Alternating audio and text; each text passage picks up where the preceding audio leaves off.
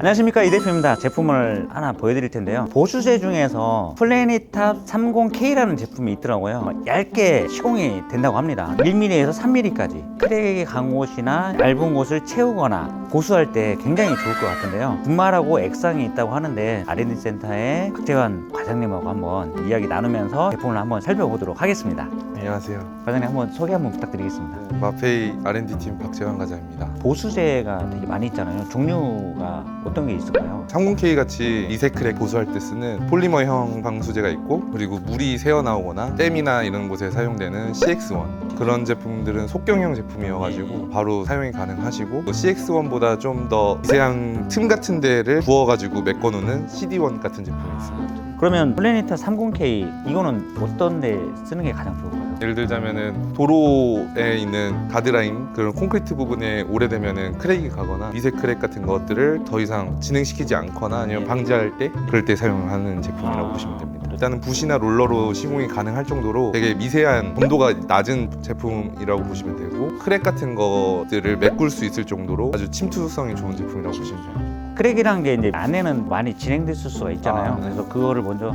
1차적으로 메꾸는 거는 되게 중요해 보이더라고요. 보통 외부의 수분이 침투를 해서 안에까지 크랙이 진행되는 경우가 많은데, 위에 부분은 크랙이 없는데 아래 부분이 없는 경우는 거의 없고요.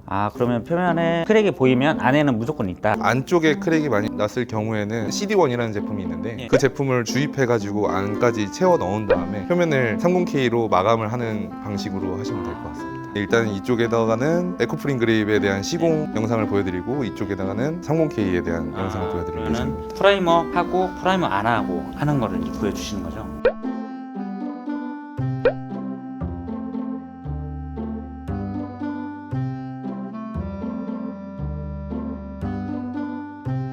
규사가 들어가 있어가지고 분리가 어느 정도 일어날 수도 있는데요. 혼합해서 쓰시면 전혀 문제 없습니다. 이렇게만 섞어 주셔도 될까요? 네, 충분합니다.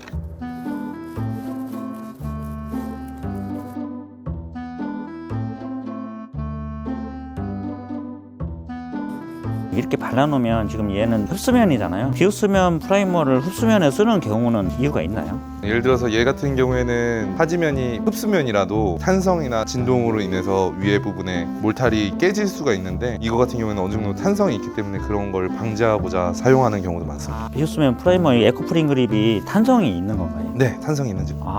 그래요. 이제 건조 시간은 어느 정도나 생각하면 될까요? 건조 시간은 온도나 습도 차이에 따라서 좀 차이가 나긴 하는데 1시간 반에서 2시간 사이의 경화가 된다고 보시면 되세요. 자, 이렇게 해서 에코프린 그립이 다 말랐습니다. 건조 시간은 1시간 좀 넘게 해서 건조가 됐고요. 플래닛탑 30K를 롤러로 한번 시공을 해보도록 하겠습니다. 직접 이렇게 또 소분을 해주셨어요. 제가 좀 한번 배우는 시간 가져보도록 하겠습니다. 자, 30K는 아까 말씀드렸다시피 15kg, 6kg로 구성되어 있는데, 그러면 30K 분말하고 액상은 그대로 물 없이 그냥 이것만 섞어주면 되나요? 두 가지만 섞어서 사용하시면 됩니다. 진행을 해보겠습니다.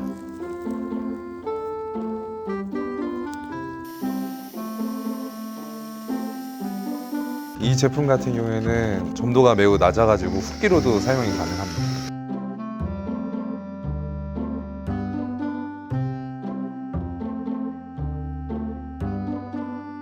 시공을 해볼 건데요. 주의사항이 있다고 하니까 한번 말씀 들어보겠습니다. 예를 들어 두껍게 칠해야 되는 상황이 생긴다고 하면은 크랙이 생길 수가 있어요. 1에서 2mm 정도로 시공을 하시고 경화가 되고 나서 한 번 더 칠하시는 방법으로. 두께를 올리려면 횟수를 늘리는 걸로요. 네네, 맞습니다.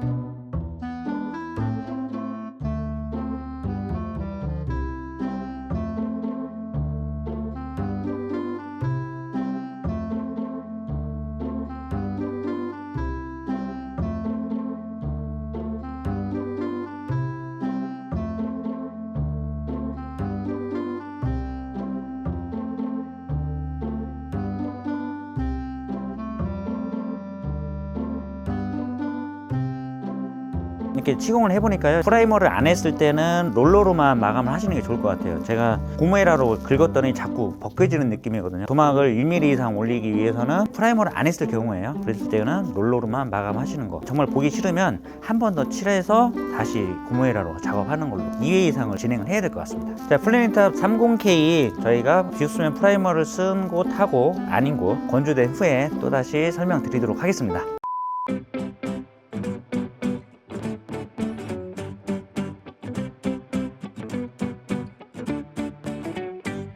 자, 플래니타 30K 완전 양성이 됐습니다. 시간은 만 하루가 지났고요. 그리고 저희가 프라이머 작업한 곳과 프라이머 작업하지 않은 곳 둘 다 이제 롤러로 작업을 했습니다. 하고 나서 이제 표면은 잘 덮어졌습니다. 30K가 크랙 보수잖아요. 얇은 크랙을 보수하는 거고 1mm, 3mm까지 가능한 제품인데 한번 어떻게 됐는지 헤라로 한번 긁어보도록 하겠습니다.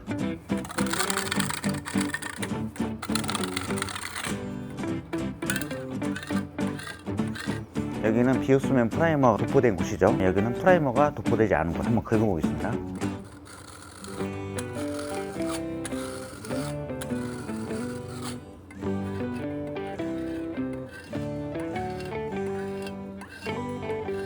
발라놓은 부분이 깨지거나 갈라지거나 그런 모습은 보이지 않았고요. 망치로도 한번 두들겨 보겠습니다.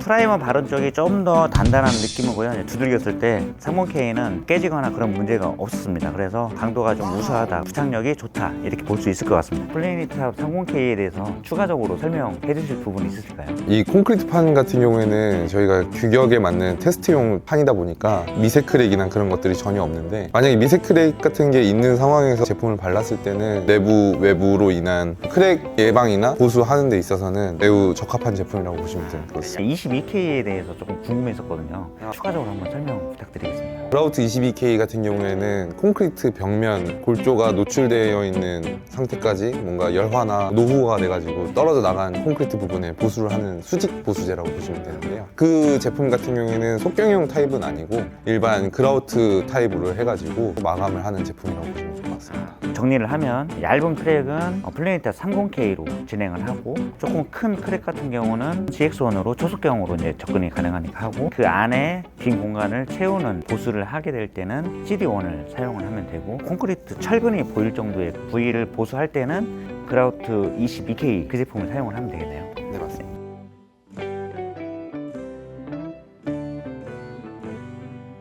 자, 이렇게 해서 이번 영상은 마치도록 하겠습니다. 이 영상이 도움이 되셨다면 구독과 좋아요, 알림 설정 부탁드리고요. 시청해주셔서 감사합니다. 행복한 하루 보내세요.